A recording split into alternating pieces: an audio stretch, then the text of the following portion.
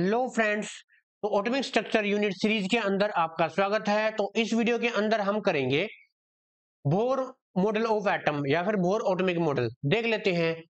देखो भाई, इससे पहले हमारे पास एक मॉडल आया था। सबसे पहले तो वो समझो कि वो क्यों फ्लॉप हो गया। सबसे पहले हमारे पास रदरफोर्ड मॉडल ऑफ एटम आया था, और जो हमने ये किया था, देखो बीच में हमारे पास न्यूक्लियस होता है और चारों ओर हमारे पास सेल होती हैं। ठीक है, चारों ओर हमारे पास सेल्स होती हैं जिनके अंदर हमारे पास इलेक्ट्रॉन है वो घूमता रहता है। ठीक है, अपने एक्सिस पर, ये बोला था। लेकिन लेकिन इसके अंदर प्रॉब्लम ये आ गई थी कि जब भी हमारे पास कोई भी एक चार्ज बॉडी किसी दूसरी चार्ज बॉडी के अराउंड घूमती है तो वो लगातार रेडिएशन को इमिट करती है, लगातार अपनी एनर्जी को लॉस्ट करती रहती है। अगर ऐसा है अगर ऐसा है तो फिर जो इलेक्ट्रॉन है वो भी अपनी एनर्जी को लगातार लॉस करता है। फॉर एग्जाम्पल, ये मेरे पास न्यूक्लियस है और इसके चारों ओर क्या घूम रहा है? इलेक्ट्रॉन घूम रहा है।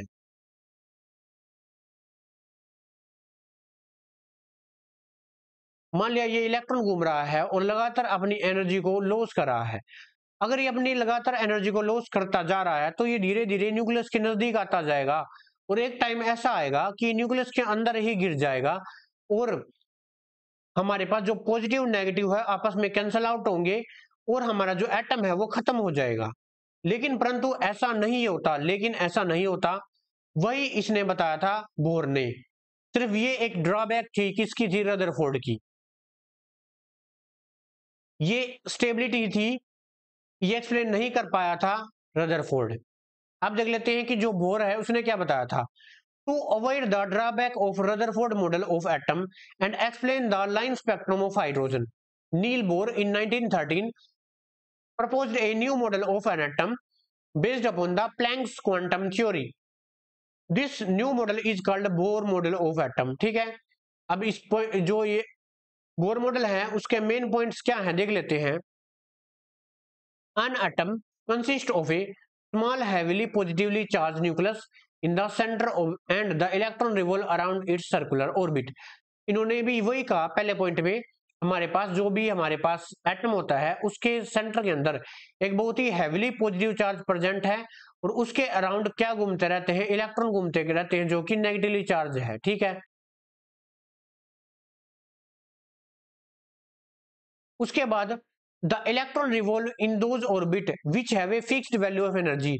ये इंपॉर्टेंट है भाई, जो हमारे पास इलेक्ट्रॉन घूमते रहते हैं ना चारों तरफ ऑर्बिट के, उनकी हमारे पास फिक्स एनर्जी है। एनर्जी फिक्स है, कांस्टेंट है, चेंज नहीं हो रही है। ठीक है, the different energy level are numbered as different. पहली सेल को हमने नाम दे दिया के, फिर दे दिया एल, उससे बाहर आएगी एम, उसको एन दे दिया, ऐसे। या फिर ऐसे भी दे सकते हो 1 2 3 4, ऐसे नाम दे दिया। ठीक है, और जो नेमिंग है वो स्टार्ट कहां से होगी?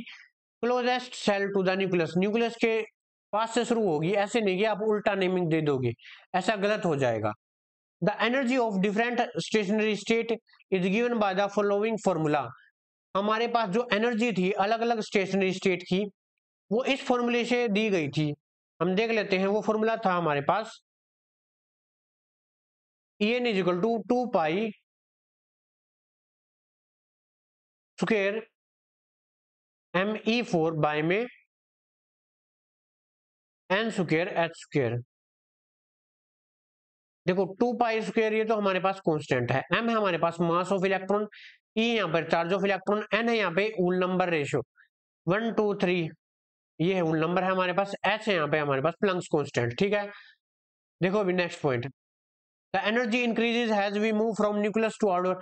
जैसे जैसे हम न्यूक्लियस से दूर जाते जाएंगे, फॉर एग्जांपल देखो मैं बनाकर दिखा देता हूं। ये हमारे पास न्यूक्लियस है, ये इसके चारों तरफ शेल्स हैं।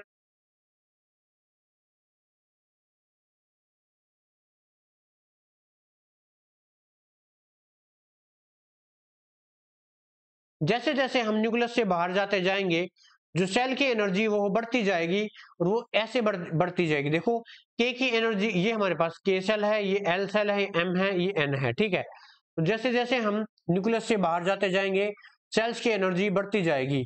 ये पॉइंट वेरी वेरी इंपॉर्टेंट है, since the electron revolve only in those orbit which have fixed value of energy. So the energy of electron is quantized. जो इलेक्ट्रॉन की जो एनर्जी है वो क्वांटाइज्ड है, वो लगातार लॉस नहीं हो रही है, ठीक है। Like energy, the angular momentum of electron in an atom have definite value. जो हमारे पास इलेक्ट्रॉन की एनर्जी है उसके साथ साथ जो एंगुलर मोमेंटम है इलेक्ट्रॉन का वो भी एक डेफिनेट है, वो भी चेंज नहीं हो रहा है। वो हम एक इस फॉर्मूले से करेंगे।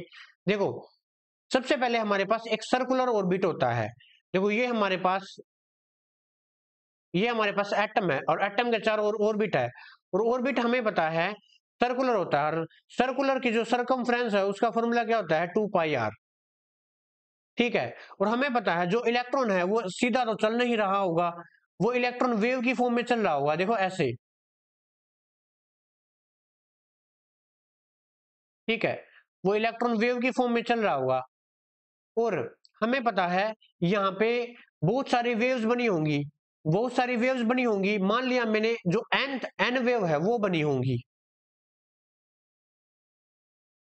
और एक वेव की जो वेवलेंथ है वो हमारे पास लैम्डा होगी, ठीक है। और हमें पता है जो लैम्डा होता है वो किसके बराबर होता है, वेवलेंथ h अपॉन में mv। तो इसकी जगह पे ये रख सकते हैं 2πr is equal to n h by में mv, ठीक है। अब इनको रीअरेंज करो, देखो यहां पर mvr is equal to nh upon में 2π। ये हमारे पास फॉर्मूला था एंगुलर मोमेंटम का, इलेक्ट्रॉन के एंगुलर मोमेंटम निकालने का फॉर्मूला, ये हमने ड्राइव किया, ठीक है। ये था हमारे पास। उसके बाद हमारे पास आती है डी ब्रोगली रिलेशन। ये भी इजी सा है, देख लेते हैं कि देखो भाई डी ब्रोगली ने किस किस के बीच में रिलेशन दिया था। हमारे पास एक फोटोन की एनर्जी होती है वो किसके बराबर होती है, E is equal to h mu. देखो मैं अच्छे से लिख देता हूं, E is equal to h mu, ठीक है। और अकॉर्डिंग टू आइंस्टाइन इक्वेशन हमारे पास एनर्जी mc स्क्वायर की इक्वल भी होती है। ये मेरे पास इक्वेशन फर्स्ट है, ये मेरे पास इक्वेशन सेकंड है। देखो ये भी एनर्जी की वैल्यू है, ये भी एनर्जी की वैल्यू है। क्या हम अगर लेफ्ट हैंड साइड इक्वल है तो राइट हैंड साइड बिल्कुल इक्वल रख सकते हैं? चलिए रखते हैं। यहाँ पे h mu is equal to, यहाँ पर मेरे पास क्या हो गया एम सी स्क्वायर, और मुझे पता है म्यू क्या होता है, मेरे पास सी बाय लैम्डा होता है, ये तो मुझे पता ही है। तो एच यहाँ पर सी बाय लैम्डा रख दिया, एक सी से एक सी कैंसिल हो गया, हमारे पास क्या हो गया h by lambda m c, ठीक है। और अगर हम यहाँ पे लैम्डा की वैल्यू निकाल ले तो क्या हो जाएगा एच अपॉन में एम सी, ठीक है। ये तब है जब हम वैक्यूम के अंदर लेके चल रहे हैं, यानी सी स्पीड ऑफ लाइट जिसकी वैल्यू होती है हमारे पास 3 × 10⁸ मीटर पर सेकेंड। अगर यहाँ पर अगर यहाँ पर स्पीड ऑफ लाइट की जगह पर कोई और ऑब्जेक्ट होता तो हम यहाँ पे v लेकर चलते, h फोन में mv, यानी ठीक है mv किसके बराबर होता है p के, यानी मोमेंटम के, ठीक है। तो ये हमारे पास क्या था भाई, ये हमारे पास डी ब्रोगली रिलेशन था और हमारे पास बोर मॉडल ऑफ एटम क्या है इस वीडियो के अंदर। तो आज के लिए इतना ही, बाकी नेक्स्ट टॉपिक नेक्स्ट वीडियो के अंदर करेंगे। तब तक के लिए थैंक यू।